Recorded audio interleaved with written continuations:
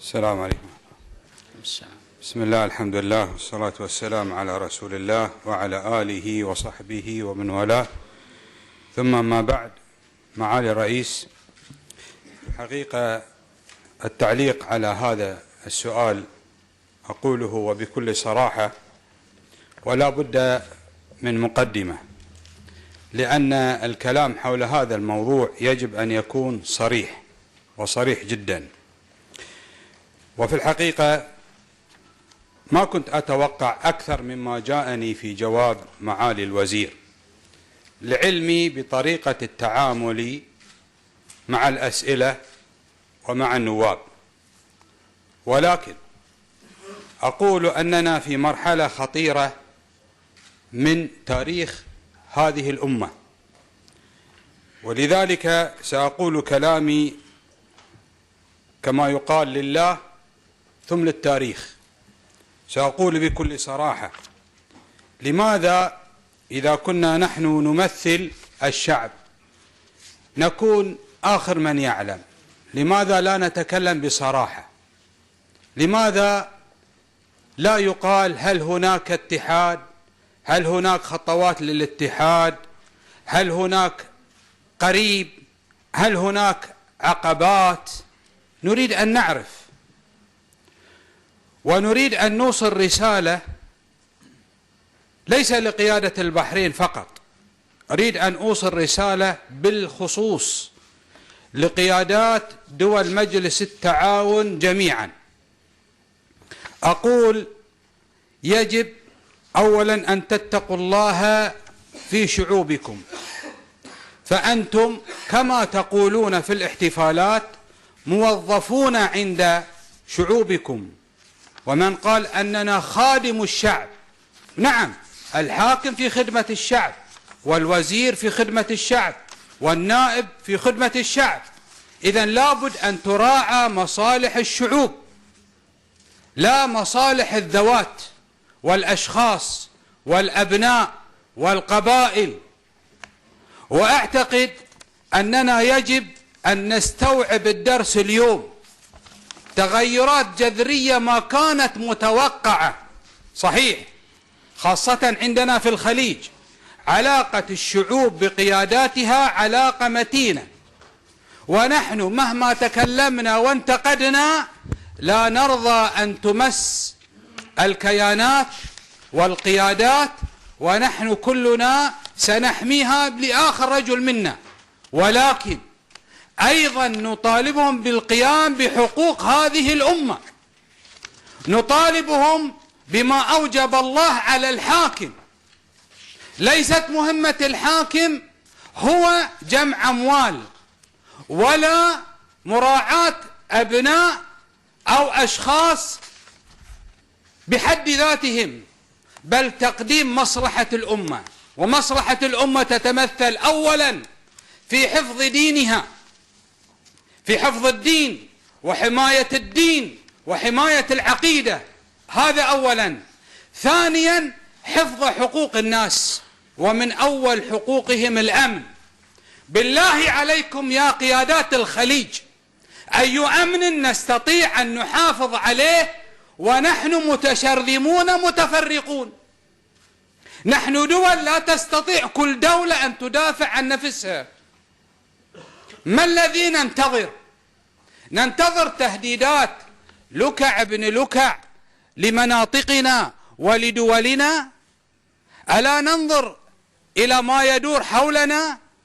أعداء متربصون يتربصون بنا الدوائر، ونحن نقدم رجل ونؤخر رجل.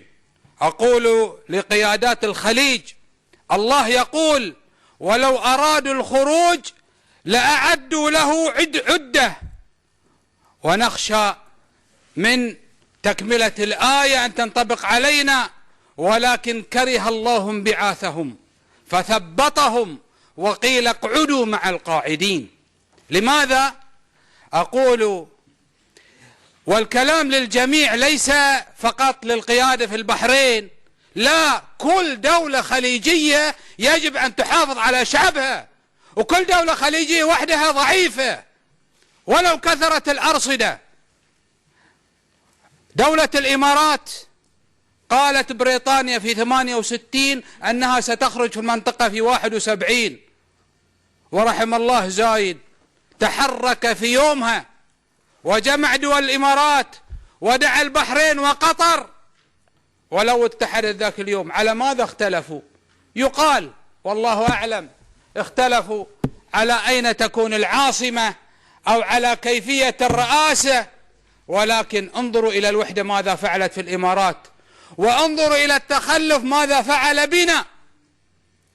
ثم أقول للدول التي تظن أنها مستغنية عن هذه الوحدة في الخليج، نقول والله ليأتين الدور لكم واحد واحد. والله إن الحكام نقول لكم أنكم مسؤولون أمام الله عز وجل. يأتي الموت وكل حاكم أمام الله عز وجل، لا شرطة ولا حرس ولا أمن، كلهم سيلقى الله عز وجل واحد. وأول ما يسأل عن هذه الألوف وهذه الملايين في هذه الدولة، عندنا البترول وعندنا الخير، ولكن الحرص على المال يجب أن نستقوي مع بعضنا البعض، لا بل أن لا نفكر في الخليج فقط في ال6 دول. لماذا نحن نسبح بل نغرق في البترول، واليمن تحتضر وتتقاتل، والأردن تحتاج، ومصر تحتاج إلى قروض؟ لماذا لا نتقوى ببعضنا البعض؟ قسمنا أعداؤنا ورضينا بهذا التقسيم. ونقول لا بد من التدرج، وأولها من الخليج. رسالة لحكام الخليج، نقول اسمعوا كلام الشعوب. الشعب متوحد أصلا، الشعوب متوحدة، هذا ابن عم وهذا ابن خال. من ليس له ابن عم في السعودية أو ابن خال في الكويت أو ابن عم في الإمارات أو ابن خال في قطر؟ كلها عائلة واحدة. أوروبا معالي الرئيس من 92 27 دولة ب27 لغة ب27 عرق توحدت، ونحن اليوم حتى العملة نخرج من 50 كيلو ونغير العملات. لماذا؟ هل حقا نقول للجميع انظروا كيف تخلفنا في 68 وفي 71 عن اتحاد الإمارات؟ لو اتحدنا لسهل الآن أن نضم هذا العقد. نقول للحكام المسؤولية كبيرة، لا نكتفي بمهرجانات ولا نكتفي بلقاءات ولا بمجاملات، يجب أن نسمع أنها مسؤولية. الله عز وجل حملكم هذه المسؤولية، ليس فقط لإسكات الشعوب ولتخديرهم ببعض المعونات وبعض الأموال، لا، يجب أن نحافظ. الله عز وجل قبل أن يأمر الناس بالعبادة أمنهم، قال فليعبدوا رب هذا البيت الذي أطعمهم من جوع وآمنهم من خوف. نريد أمن ما يصير عندنا في الخليج بتفرق وما عليكم من الأصوات. ونقول لدول الخليج لا تغتروا بالأموال، والله إنكم محتاجون لكل واحد في الخليج، بل محتاجين لأكثر من الخليج. ثم أين الأموال هذه؟ ماذا فعلت لنا؟ ما زلنا ضعاف. باكستان عندها سلاح نووي، إيران منهارة مدمرة من الداخل اجتماعيا واقتصاديا، لكن عندها سلاح بنته تهدد به. الهند، لماذا ليس عندنا سلاح نووي؟ ماذا ينقصنا؟ نستطيع أن نشتري مصنع كامل. لماذا لا ندعم مصر؟ لماذا لا ندعم الأردن؟ لماذا لا ندعم اليمن؟ لماذا نرضى أن نكون ضعاف؟ نحن لسنا ضعاف، ضعفنا في تفرقنا. وأخشى يا حكامنا أن يكون سبب وتخلف هذه القضية بسبب حرص على كرسي واحد.